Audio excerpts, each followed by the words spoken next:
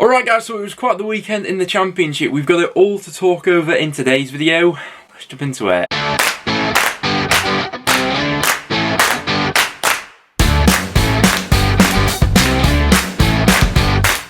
Guys, welcome back to another video on the channel and to another episode of the Championship Transfer Rumour Roundup. Now, we do have a game going on tonight. We've also got a game going on tomorrow as well, which we'll be predicting at the end of the video. But the main focus of today is going to be rounding up all of the weekend's action. And we've got plenty of talking points to go through. A few upsets this weekend as well. As always, do get your thoughts down below on what you made of your team's performance. But without any further ado, let's jump into the matches. And starting out at Ewood Park, and a massive 3 points for Blackburn as they got past QPR by 1-0, especially with Blackburn heading into a game against Fulham at the weekend. This one was quite pivotal in their season because both teams were sort of coming into this game neither on a great run of form. Blackburn probably more so needed the result in this one, and they got the performance to match that as well. QPR from the offset just weren't quite at it in this game. They're passing a little bit ponderous and sloppy. Nothing was quite sticking for them in the final third, and Blackburn, to be fair to them, got their press spot on. I thought they were pretty unlucky not to be at least one ahead going into half-time, but they managed to continue with that intensity,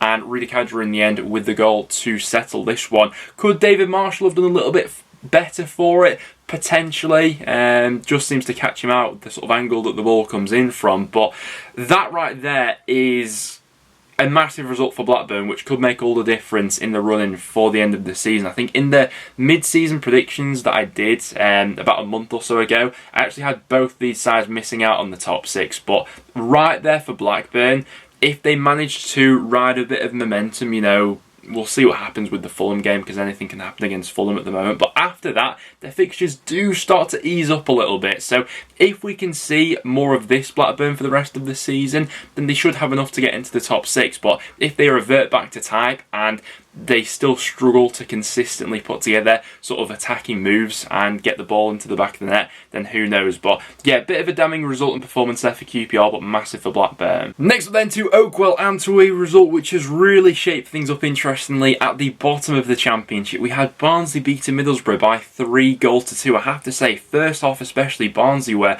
absolutely excellent and fully worth the 3 points for this one. Middlesbrough for that first 45 minutes just didn't show up.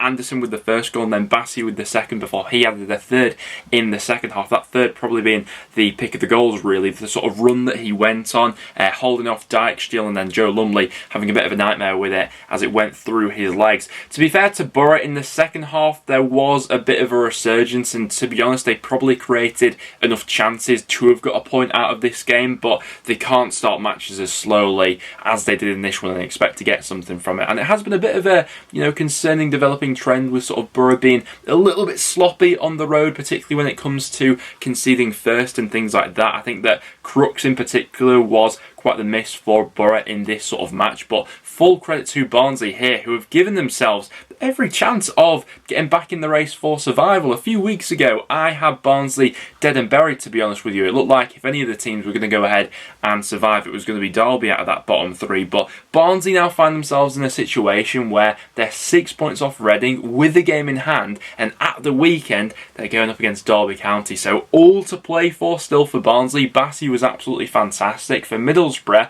bit of a frustrating one, and particularly that first half. Next then to St Andrews, where we had Huddersfield continuing their unbeaten streak as they cruised past Birmingham by 2-0. Birmingham not really offering all too much in this game, to be honest with you, and it did have that feeling that this one was won by Huddersfield come the half-time whistle. Goals from Colwell and O'Brien wrapping this one up for Huddersfield. The second goal especially, there was a catalogue of errors from the Birmingham defence, and in the end they were just happy to sort of see that game out in the second half. For Birmingham, inconsistency sort of sums up their season. One positive from this match being that Chong is now sort of back in the action and stuff like that, so maybe from now on in, if they can properly sort of reintegrate him into their side, they'll have a little bit more going for them. But Huddersfield, I've been really impressed with how they've managed particularly their away matches on this sort of unbeaten streak that they've gone on recently, because I think that tactically Corberan's done quite well to sort of tweak things when necessary to sort of match the opponents that they're coming up against, and Huddersfield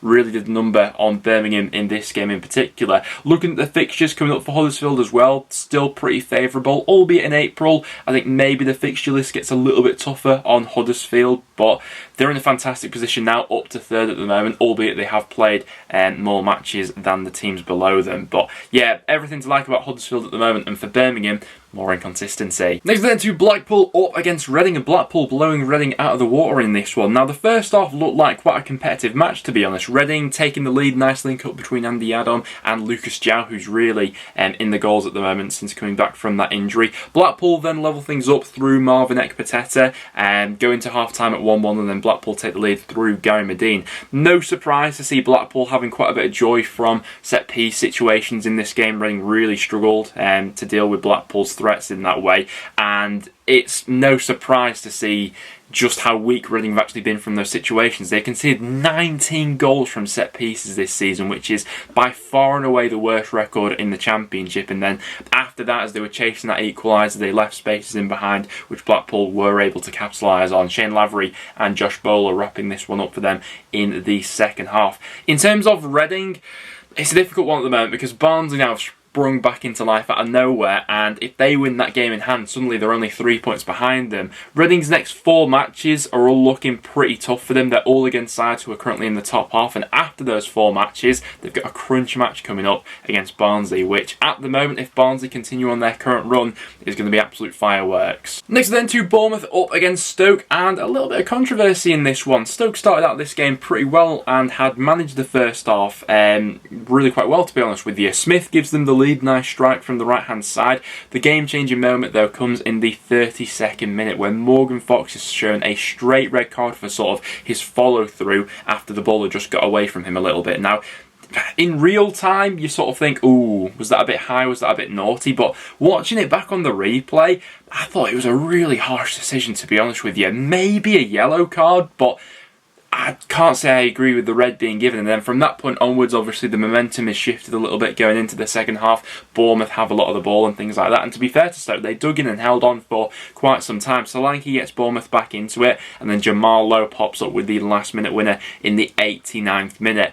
I don't think that at the moment Bournemouth are perhaps the complete team that the results they're picking up at the moment maybe suggest that they are at the moment, but we said a very similar thing after that Blackpool game. When you've got that much talent on the pitch, particularly in the final third, you're always going to have moments, albeit maybe some of the circumstances worked out in their favour in this one. Next up then, and Fulham continue their streak at the top of the Championship as they get their way past Cardiff by 1-0 thanks to Mitrovic adding another to his tally for the season, and a really well worked goal, I have to say. It was from a set piece situation, bit of interplay out on that right hand side. Wilson whips the ball in, and I mean the movement from Mitrovic is just absolutely elite. You know, some will maybe point towards a bit of slack defending from Cardiff to allow him to make that run off the shoulder into the back post, but Mitrovic in the form that he's currently in, and that link up that Wilson and him have had especially has been absolutely elite all season. But do you know what? Cardiff weren't half bad for this one. They had chances themselves.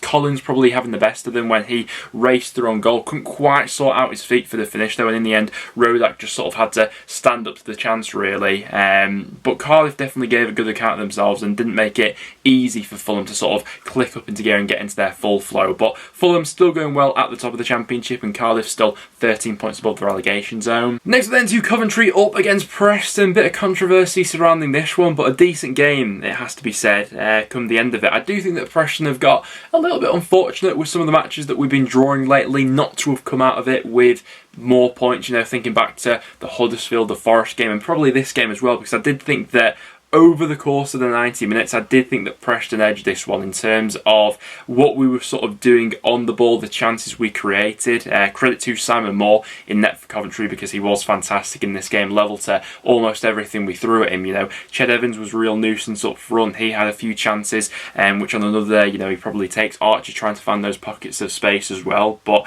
the referee was a bit of a contentious one when it comes to this game. Really, I didn't think that he had a good game when it came to either side in terms of how he officiated this one. Liam Lindsay was sent off on the 84th minute though, and credit to Preston, we still looked to sort of go for those breaks, and whenever Coventry were coming forward, when we were down to 10 men, we were still looking to get forward. We did that in the end. Emil Rees absolutely sprinting like Usain Bolt down the left-hand side, wins a penalty for us. DJ sticks that away, but a little bit of controversy with the penalty as well, because I think there was over 2 minutes in the end between that penalty actually being awarded and the fact that we then got to take it because of the pitch invaders running onto the pitch and things like that. Something that Mark Robbins has very sort of strongly condemned in his post-match interview, so fair play for that. But Davo obviously received the red card as well, so it was 10 versus 10 for the final few minutes of this game, and Coventry just love a late goal, don't they? And the fact that it came in the 98th minute was a real sickener for North End fans. But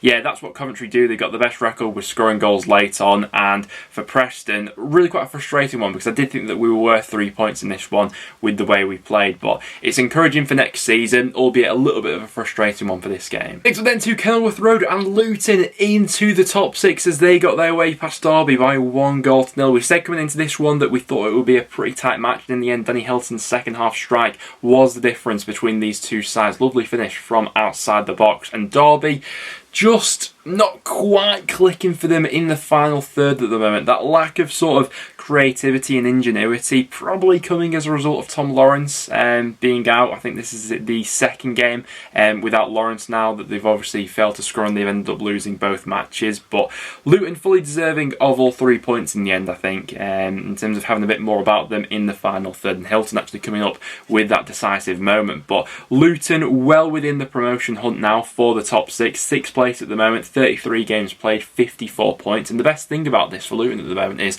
they're finally starting to establish what seems like a little bit of consistency, because these have typically been the sort of games that Luton have become a little bit undone in earlier on in the season, but that's now 3 wins on the bounce, and who knows what's possible for this Luton side now. Millwall against Sheffield United up next, and it was Millwall walking away with all 3 points. We said going into this one that despite the form that Sheffield United currently find themselves on, going away to the Den with the way that Millwall are at the moment was never going to be an easy game, and in the end it sort of transpired that way. Sheffield United certainly had chances, but Millwall sort of were level to everything they managed to throw at them, and once again Jed Wallace being the difference maker. It was his assist for Cooper's goal. In the end there was a real sort of pile up of bodies towards that far post from that set piece situation, but Wallace whips the ball in with quality, and Cooper's there with the towering header. And the difference in this Millwall side with and without Jed Wallace is absolutely massive. Since Wallace has been back in the Millwall side, he's played 490 minutes, and in that time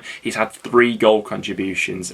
Another one in this game, and Millwall probably left it with a little bit too much to do in terms of making it into the top 6, but who knows, they're 5 points off at the moment. They'll need to be ridiculously consistent between now and the end of the season, but it certainly looks like they're going to finish stronger and a lot more consistently than they were doing a couple months ago. Then to the City Ground, where we saw Nottingham Forest getting back to winning ways as they saw off Bristol City by 2-0. Bristol City pretty disappointing in this game, to be honest with you. We've become accustomed to them conceding quite a few goals, but also carrying that attacking threat, which wasn't really there in this game. Nottingham Forest did quite well to sort of nullify Bristol City's forward players in this one, and down each of the flanks especially, Nottingham Forest were getting all sorts of joy all afternoon there, especially through Spence and through Max Lowe. But Brendan Johnson gave Forest the lead, nice low strike into the bottom corner in the first half before Gardner wrapped it up in the second half. And to be honest, Forest could have had more than the 2 goals they got if it wasn't for Daniel Bentley, who, fair play to him,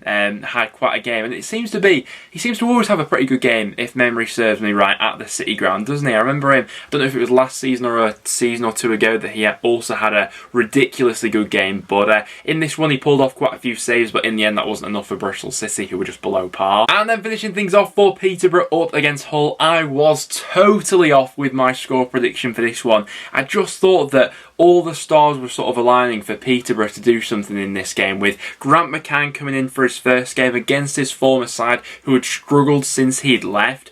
but Peterborough really didn't lay a glove on Hull in this game. Let's be honest, Hull were really quite good in this one, particularly down that left-hand side. The link-up between Fleming and Lewis Potter was absolutely brilliant. Lewis Potter especially caused Peterborough all sorts of problems throughout the afternoon, and I mean, when you have a player that good and you play to his strengths like Hull did in this one, they're always going to get a little bit of joy, particularly when Peterborough defended like the way they did in this one. Now, the blame, you know, doesn't lie on the doorstep of Grant McCann. I think that this just highlights the magnitude of the job that he's actually got for the rest of the season. You know, Peterborough now bottom of the Championship, and Hull put a decent amount of space now between themselves and the bottom three. They should be, dare I say it, fairly comfortable now with that gap for the rest of the season. But there we have it, guys. Those were all the matches that went on over the weekend. Obviously, we've got another game going on tonight as well, which we predicted on Friday's video. So if you want to see the preview to that match, make sure to go ahead and check that out. But we also have some FA Cup action coming up and one Championship game in midweek as well, which we'll go ahead and predict now. So heading into the midweek matches, we've only got one going on in the Championship. That's Cardiff going up against Derby. This will be Derby's last game, I think, without Tom Lawrence's final game of his suspension, and I think it'll be a fairly low scoring one. If I'm honest, I could see maybe Cardiff just about edging this one, but I'm gonna give Derby the benefit of the doubt and say that they might grab a point from this one. Derby not looked great going forward lately, but yeah, they need to get back on with picking up points. I'm going to go for a 1-1 draw in that game, but I don't think there'll be all too much in it. In terms of the FA Cup action we've got coming up in midweek, we've got Peterborough going up against Manchester City. I'm sure that Man City are going to make changes for this game, but Peterborough bottom of the Championship at the moment, conceding goals for fun.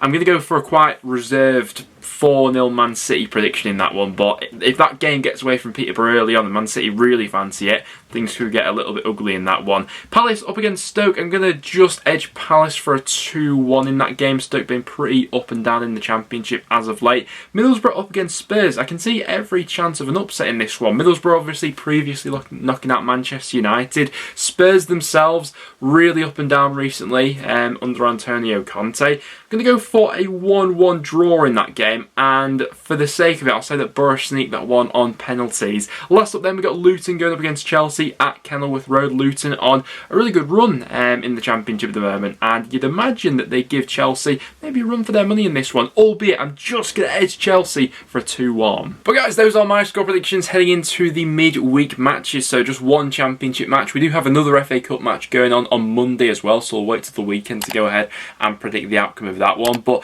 do get your thoughts on all the weekend's action and the midweek matches in the comments down below. Apart from that, thank you very much for tuning in and watching. Make sure to leave a like if you did go on to enjoy, but apart from that, thanks for watching, and I'll see you all in the next one.